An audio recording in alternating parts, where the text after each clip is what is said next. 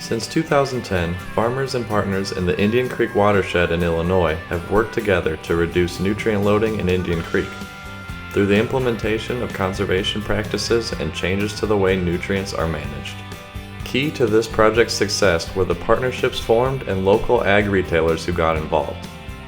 We talked with some of the people involved in this project to find out more about how including local ag retailers as part of the steering committee contributed to the project's success.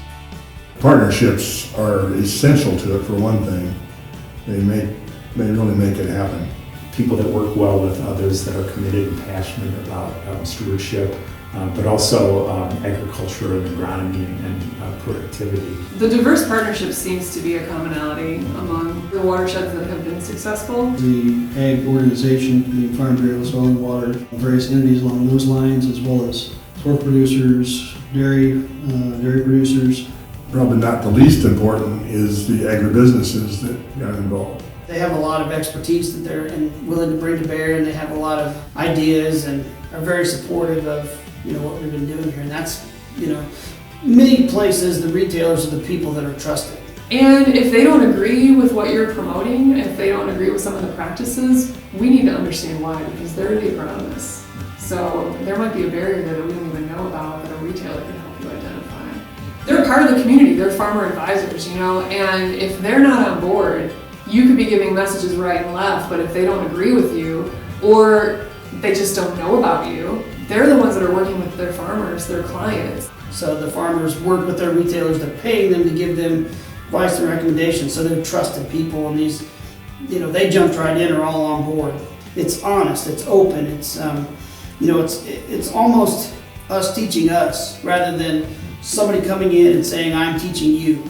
It allows me as a retailer to sit down with a farmer and not just say that this is the regulation, but this is what we're doing on farms. As Soil and Water comes to me as a retailer, I can see the need, I can see the regulations coming.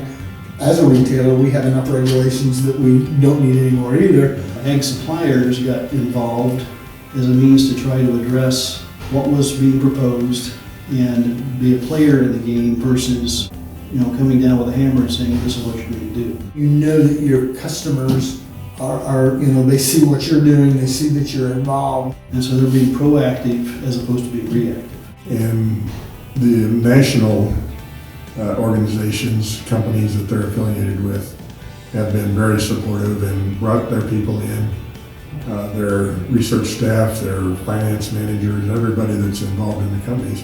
We've had a good mixture of those kind of people coming through the project and coming from all over the U.S., and that helped. Using the resources of the partners. CTIC didn't have to bring everything to the table. The Soil and Water District didn't have to bring everything to the table. So we've got this multi-layered sort of approach.